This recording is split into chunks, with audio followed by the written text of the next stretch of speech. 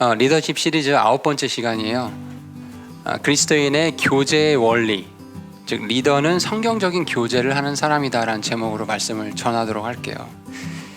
이 그리스도인들이 쓰는 용어들이 있어요. 구원, 성화, 천국, 지옥, 이런 용어들은 보통 일반 사람들은 잘 쓰지 않는 용어들이죠. 근데 그 가운데 또 많이 쓰는 용어 중에 하나가 바로 이 교제라는 용어거든요. 교제라는 건 서로 가까이 사귀면서 지내는 걸 말해요. 문자적 의미로는 어떤 활동을 위해서 또 그 어떤 활동을 위해서 모이거나 공통의 관심사들을 서로 공유하는 게 교제라고 되어 있어요. 근데 그리스도인의 교제는 이런 문자적 의미를 넘어서는 거죠. 단순히 밥 먹고 친목을 도모하는 것 이상의 것을 갖고 있습니다. 빌립보서 1장 1, 2절의 말씀에 가보시면은 그리스도 안에서 성령의 무슨 교제든 같은 생각을 품고 같은 생각을 가지며 한 마음과 한 생각이 되어 주님 주신 기쁨을 성취해라, 성취해야 된다, 명령어로 말씀해주고 계셔요. 이처럼 이제 명령어로 말씀하실 정도로 그리스도의 교제가 중요하다는 얘기를 하고 계시는데, 근데 많은 사람들, 특히 우리 그리스도인들이 어려워하는 것 중에 하나가 또 교제예요. 그래서 최근에 조사된 발표를 보니까 포스트 코로나 시대에 교회가 직면할 어려움 설문조사를 했대요. 그 중에 1위가 성도 간의 교제 및 공동체성이 악화될 거다라는 그런 발표가 있을 정도였어요. 여러분, 교제 생활 잘 하고 있어요? 새로운 친구들한테는 더 어려울 것 같아요. 우리 교회에 이제 온 지 얼마 안 된 친구들 적응하기도 어렵고 이 교회 분위기는 뭔지도 모르겠고, 이 교제라는 게 어떻게 보면 되게 쉬우면서도 상당히 또 어려운 게 이 그리스도인의 교제입니다. 이 교제에 대한 현실적인 고민들이 있어요. 첫 번째 뭐냐면요, 안타깝게도 성경에서 말하는 올바른 그리스도인의 교제가 뭔지 잘 모른다라는 거예요. 누가 이렇게 여러분 알고 있는 사람들에게 한번 질문을 던져보면은 제각기 다른 답을 할 거예요. 성경에서 말하는 그리스도인의 교제가 무엇입니까? 라고 물어보잖아요. 자기 생각을 이렇게 말하는 경우가 많거든요. 또 현실적인 문제가 뭐냐면 대다수 그리스도인들이 성격이 좀 내성적이에요. 선생님도 좀 내성적이라고 생각을 하는데, 그러다 보니까 오늘 이렇게 서연이 친구가 새로 왔는데 진짜 뻘쭘할 거예요. 그죠? 생전 처음 본 아이들이 수십 명이 앉아있고 다 나만 쳐다보고 있는 것 같고, 그러니까 어떻게 이 새로운 인간관계를 만들어 가야 될지, 이런 것들이 또 현실적인 고민이죠. 그렇다고 해서 내가 이 사회에서, 학교에서, 동아리에서 이렇게 친구를 사귀듯이 사귈 수는 없잖아요. 사회 사람들은 같이 술자리 한다든지 이러면서 친해지잖아요. 근데 그렇게 하는 것도 그리스도의 교제는 아니고, 그래서 이제 현실적으로 저는 이거는 제 생각인데, 교회 안에서 보니까 이런 어색함 때문에 유령처럼 다니는 사람들이 있어요. 예배에 왔던 것 같은데 점심때 보면 사라져 있어요. 어디 갔는지 모르겠게끔. 그러고 또 이런 부류도 본 것 같아요. 새로운 사람을 만나고 얘기하는 게 쉽지 않다 보니까 뭐만 보고 있죠? 스마트폰만 계속 보고 있는 친구들도 종종 발견하게 되는 것 같아요. 교제가 참 어렵죠. 어떻게 해야 그리스도인의 교제가 되는 것인가? 근데 이제 이 부분이 꼭 여러분 같이 중고등학생들의 문제만은 아니고 교회에 더해진 모든 성도들이 갖고 있는 어떤 퀘스천이거든요. 이제 이 교제에 대해서 이제 어떤 분들은 빨리 적응을 하고 싶은 거예요. 누군가를 친구를 사귀고 싶고, 교회 안에서 그렇게 하다 보니까 일종의 편법을 쓸 때도 있어요. 이 편법이 뭐냐면요, 사람은 너 이 얘기 너만 알고 있어야 돼, 이렇게 비밀을 뭔가 공유하는 것처럼 얘기가 되면 급속하게 친해지는 느낌이 들어요. 우리 서연이 친구가 새로 왔는데 갑자기 옆에 있는 우리 이주한테 야, 나는 누구누구인데 너한테만 이런 비밀을 털어놓을게. 그럼 어떻게 해요? 금방 친해지겠죠? 얘가 나를 그래도 좀 알아보고 나한테 비밀 얘기를 하네 이러면서. 근데 이 방법은요, 끝이 별로 좋지 않아요. 제가 보니까 그런 것 같아요. 대부분은 둘 중에 한 사람 나가더라고요. 아니면 깨지거나. 그래서 편법은 또 그리스도인의 교제에 통하지 않는다라는 거죠. 또 교제라는 탈을 쓰고 수다를 떠는 사람들이 있어요. 그러니까 말을 많이 해야 뭔가 친해진다라는 생각을 갖는 거죠. 근데 이제 말을 하다 보면 여러분 옆에 친한 친구도 있지만 2시간, 3시간, 4시간 계속 얘기할 수 있어요? 얘기할 거리가 고갈되잖아요. 근데 무슨 얘기할 때 얘기를 계속 수다를 떨게 되냐면 다른 사람 얘기할 때, 험담할 때 계속 수다를 떨게 되거든요. 근데 이것도 교제는 아니라는 거예요. 또 이런 분들도 있어요. 교회 와서 꼭 친구가 있어야 된다. 틀린 말은 아니에요. 근데 교회 오자마자 내가 친한 그 형제님, 자매님, 그 친구가 있는지 찾는 거예요. 안 오면 막 불안해해. 이것도 뭔가 잘못됐죠. 그렇죠? 도대체 그러면 성경에서 말하는 올바른 교제가 뭘까? 이거를 이제 말씀드리려고 하는데, 먼저 여러분이 이해할 부분이 있어요. 사실 모든 인간은 교제를 갈급해해요. 왜냐하면 인간은 본질상 외로움을 느끼는 존재거든요. 공허함을 느껴요. 중학교 1학년이라고 해서 외로움을 모를까요? 외로움 느낄걸요? 그죠? 인간은 그래서 늘 뭔가 공허하고 이렇게 허무하다, 텅 비어 있는 것 같다라는 그런 느낌을 늘 느껴요. 그래서 철학자들은 이걸 실존적 공허라고 표현을 하기도 했어요. 이게 그 공허함을 하나님께서 허락하신 거는 그걸 채워줄 수 있는 존재가 이 땅 가운데는 없고 하나님밖에 없다. 너의 그 공허함, 인간이 본질적으로 갖고 있는 외로움을 채워줄 수 있는 존재는 하나님밖에 없다라는 것을 알게 해주시기 위해서 근데 그 공허함을 허락하신 거거든요. 이 점을 꼭 명심을 해야 돼요. 근데 세상 사람들은 이 본질적인 공허함, 외로움을 해결하기 위해서 저마다의 방법을 찾아요. 수를 추구하고 명예를 추구하고 내가 공부를 잘하면 이 공허함이 해결될 거라는 생각을 갖고 또 이성 친구를 사귀고 문화 생활을 하고 스포츠를 하고 도박을 하고 해결이 안 되죠. 그 인간의 공허함을 채워줄 수 있는 분은 오직 하나님 분이시라는 거예요. 여러분 고린도전서 1장 9절에 이런 말씀이 있어요. 너희를 부르사 자신의 아들 예수 그리스도 우리 주와 교제하게 하시는 하나님은 신실하시도다라는 말씀이 있어요. 그리스도께서 우리와 교제하고 친구가 되고 싶어 하신대요. 왜? 인간이 본질상 공허하고 외로워한다는 걸 알고 계시기 때문에. 참 감사하죠. 세상 친구들은 자기만의 방법으로 그 공허함과 외로움을 채워보려고 했는데 그건 본질적인 방법이 아니었잖아요. 근데 우리에겐 알려주셨어요. 우리를 불러주시고 우리 주 예수 그리스도와 교제하게 하시려고 하나님께서 오셨다라는 거예요. 이분을 여러분 다 만나셨죠? 일생 가운데 만나신 적이 있죠?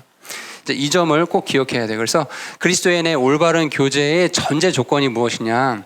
내가 주님이 불러주신 그 부름에 응답한 존재인지, 그리고 그 우리 주 예수 그리스도와 교제하게 하시는 하나님은 신실하시다고 하셨는데 내가 그 하나님과 늘 막힘없이 교제가 되고 있는지를 늘 점검을 해야 돼요. 이 부분을 점검하지 않고 외부에서 다른 사람들을 통해서 채우려고 하면 우선순위가 뒤바뀌기 때문에 이제 문제가 생기게 됩니다.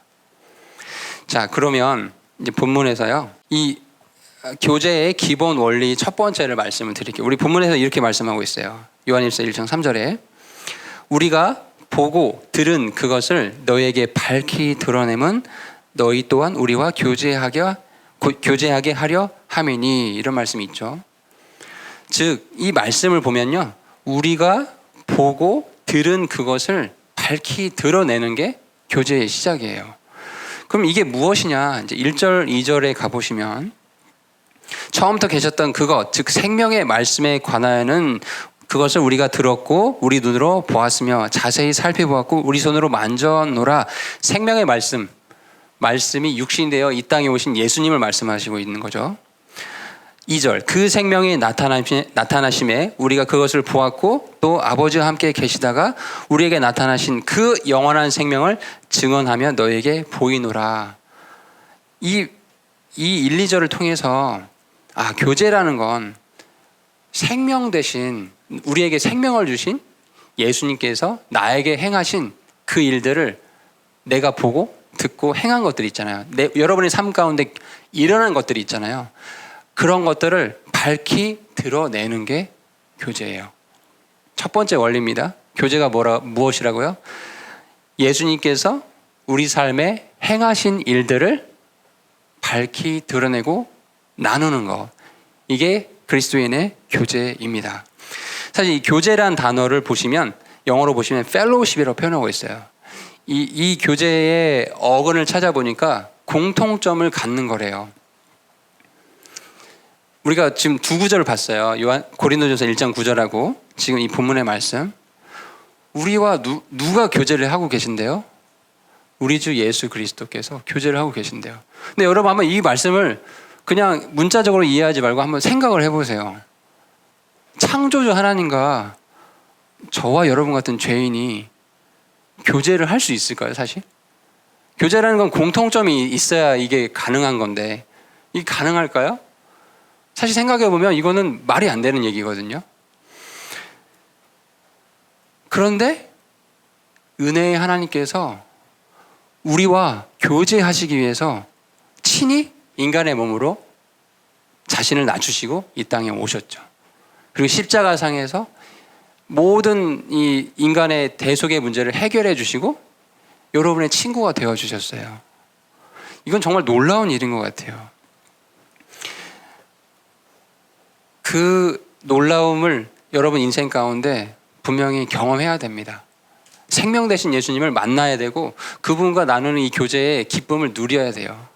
교제의 첫 번째 원리 꼭 기억하시기 바라요. 그 예수님께서, 나에게 새 생명을 주신 예수님께서 내 삶에 이뤄가신 일들을 함께 나누는 것이 교제다. 기본 원리를 꼭 기억하세요. 자, 근데 이렇게까지만 얘기하면 실제적으로 좀 적용이 안 될 거예요. 우리가 교회 안에서 만나잖아요. 사람들을. 친구들을 만나고 형, 누나, 언니, 오빠들 만날 텐데 만나서 이제 얘기를 하는데 성경 얘기만 해야 되는 건가? 이게 또 실제적인 고민이죠. 그렇죠? 교제할 때. 또 학교에서 시험 얘기 여러분 할 수 있잖아요. 얼마 전에 기말고사 끝났으니까. 공부 얘기만 하면 또 교제가 아닌가? 또 우리 이제 어른 자매님들 같은 경우에 막 음식 얘기라든지 화장품 얘기, 건강 얘기, 이런 얘기만 하면 또 교제가 아닌가? 이런 고민이 좀 들잖아요, 현실적으로. 그렇죠? 다 해도 괜찮습니다. 어떤 이야기를 해도 다 괜찮아요. 근데 한 가지만 잘 명심하면 돼요. 잘 들으세요. 그 교제의 내용이 예수님이라는 형제, 예수님이라는 자매가 같이 동참해서 들어도 아무 문제가 없는지를 생각해 보면 돼요. 이해가 돼요? 여러분이 공부 얘기를 나눠요. 건강 얘기를 나눠요. 어르신들은 사업 얘기를 나눠요. 나눌 수 있잖아요. 교회 안에서. 근데 그 교제의 내용을 예수 그리스도께서 함께 들으시고 교제를 나눠도 전혀 부끄러움이 없다라고 하면 성경적인 교제라는 거예요. 근데 뭔가 그 자리에 예수님이 계시면 입을 다물어야 될 것 같아요? 그건 교제가 아니에요. 그런 얘기는 꺼내면 안 된다는 거예요. 아주 심플하죠. 이게 교제의 기준이에요. 성경 말씀 보니까 성도 간의 교제와 관련된 이 성경 구절의 표현 중에 공통점이 있어요. 여러분 이건 같이 좀 찾아봤으면 좋겠어요. 로마서를 가보세요. 로마서 15장. 자, 로마서 15장 2절에 가보시면, 자, 선생님 읽을게요. 우리 각 사람은 자기 이웃을 기쁘게 하여 그의 유익을 구하고 그를 세워주어야 할지니라. 교제는요, 상대방의 유익을 구하고 그 사람을 세워주는 거래요. 그리고 고린도후서 8장 4절에도 이런 말씀이 있어요. 우리가 그 선물을 받아줄 것과 또 성도들을 섬기는 교제의 일을 맡아줄 것을 우리에게 매우 간절히 구하노라. 성도들을 섬기는 게 교제래요. 그럼 이 말씀을 통해서 우리가 정리를 해보면 성경적인 올바른 그리스도인의 교제는 상대방의 유익을 구하고 그를 세워주는 거, 성도를 섬기며 세워주는 거. 이게 교제구나. 말씀을 해서 명확하게 말씀하고 있죠. 자, 만약 근데 우리가 하는 교제가 지체를 세워주지 못해요. 그 지체의 유익을 구하지 못해요. 그 지체의 어려운 점을 가지고 다른 사람한테 막 이야기하고 다녀요. 세워주는 게 아니죠. 그 사람의 유익을 구하는 게 아니죠. 이런 것들은 교제가 아니라는 거예요. 꼭 기억했으면 좋겠어요. 자, 교제의 두 번째 원리를 말씀드릴게요. 자, 교제의 두 번째 원리는 실천하기 되게 어렵지만 꼭 새겼으면 좋겠어요. 뭐냐면 겸손하게 다른 사람을 그 지체의 존재 자체를 인정해 주는 것이 또 성경적인 교제예요. 겸손, 즉 다른 사람을 나보다 더 좋게 낮게 여기는 마음으로 그 사람 존재 자체를 인정해 주는 거.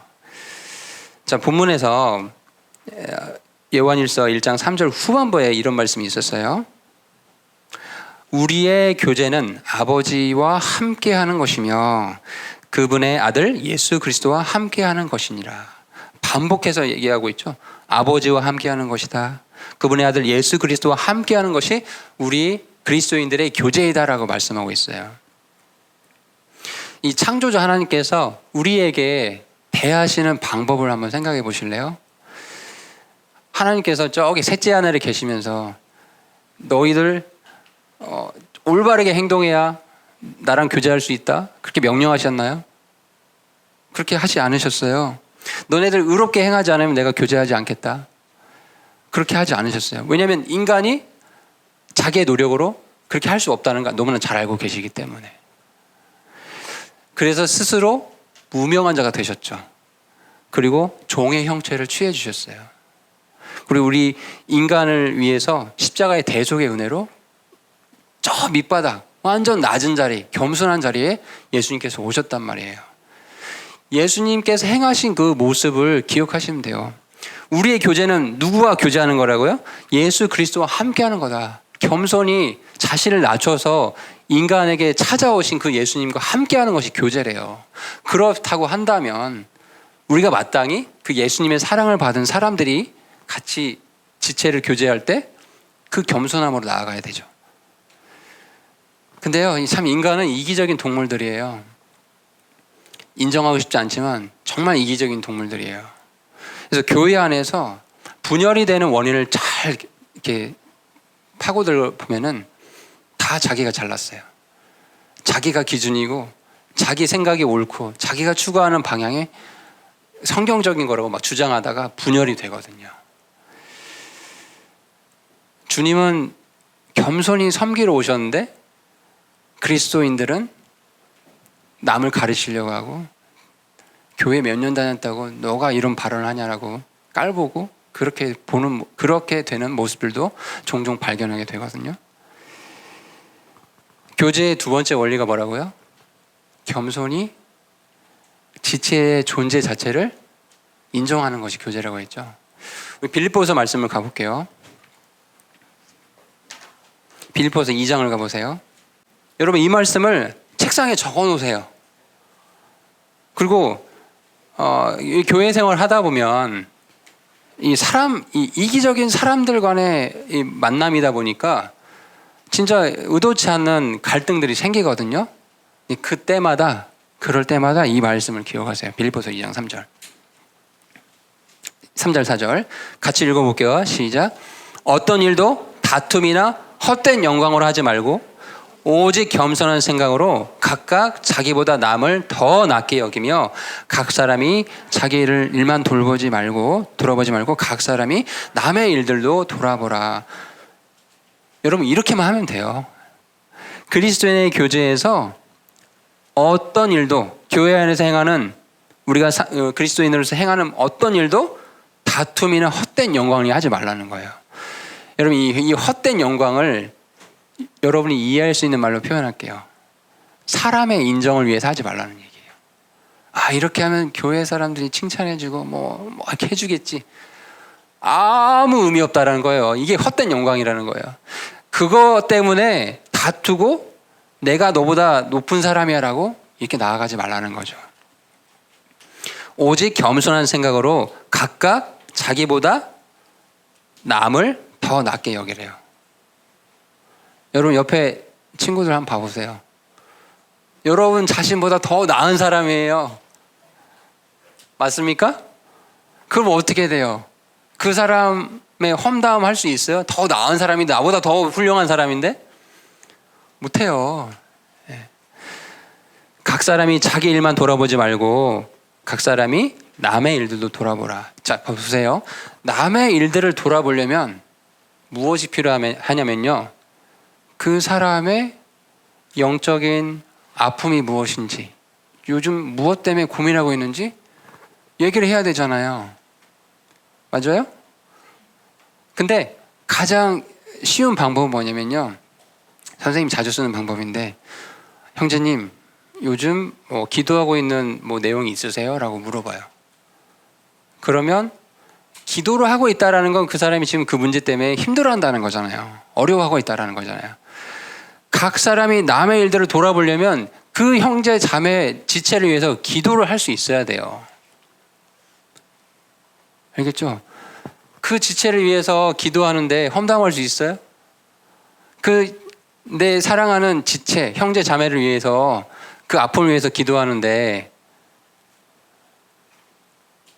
이해가 되죠? 네. 말씀을 이제 정리해 볼게요. 그리스도인의 성경적인 교제. 첫 번째는요, 나와 하나님 사이의 관계를 늘 점검해야 돼요. 아까 고린도전서 1장 9절에 너희를 부르사 자신의 아들 예수 그리스도 우리 주와 교제하게 하시는 하나님은 신실하시도. 이 말씀이 바로미터예요. 다른 사람 볼 거 없고 내가 뭔가 갈등이 있어요? 여러분 지체들 가운데 어떤 갈등이 있어요? 그럼 이 말씀이 바로미터예요. 내가 나의 구원자 대신, 나의 생명 대신 예수님과의 관계 속에서 아무 문제가 없는가? 말씀 생활, 기도 생활, 예배 생활 막힘없이 내가 잘하고 있는 건가? 이걸 먼저 점검해 보세요. 자, 그리고 그렇게 나에게 생명을 주신 예수님께서 나에게 행하신 일들을 증거하는 것, 그걸 나누는 것이 교제라고 했었죠. 두 번째는 실제적으로 우리 지체들을 대할 때 나보다 더 나은 사람이야, 나는 너보다 부족해, 이렇게 겸손하게 나아가고 그 지체의 존재 자체를 인정해 줘야 된다라고 말씀을 드렸어요. 설교를 이제 마무리하면서 선생님이 이 설교문을 쭉 적다 보니까 마지막에 이런 말을 적게 됐어요. 여러분, 우리 그리스도인들은요, 교제에 대한 책임이 있어요. 아마 그리스도 심판석에서 하나님께서 물어보실 것 같아요. 높은 지위에 있는 사람은 책임을 지잖아요. 어떤 사건이 터지면. 그죠? 그 그리스도인들은 다른 사람을 나보다 더 낮게 여기고 자기 일들만 돌아보지 말고 각 사람이 남의 일도 돌아보라는 책임이 있거든요. 책임을 다하셔야 돼요. 이 성경적인 교제의 원리를 잘 기억하시고 책임을 다하시면 좋겠어요. 그렇게 되면요, 참 기뻐요. 교회 생활이 비밀을 공유해서 기쁜 게 아니고 주님께서 나에게 주신 그 생명의 기쁨이 넘쳐 흘러나서 그 지체의 어려움을 위해서 같이 나누고 함께 기도할 수 있다는 그 사실 자체만으로 기쁨이 넘쳐 흘러요. 본문에서도 4절에 이렇게 말씀하고 있거든요. 요한일서 1장 4절에 우리가 이것들을 너에게 쓰면 너희의 기쁨이 충만하게 하려 합니다. 주님과의 교제가 올바르게 되면 정말 기쁨이 넘칩니다. 이 참된 이 교제의 기쁨을 모두 다 누릴 수 있는 우리 모두가 되면 좋겠습니다. 자, 기도하고 마칠게요.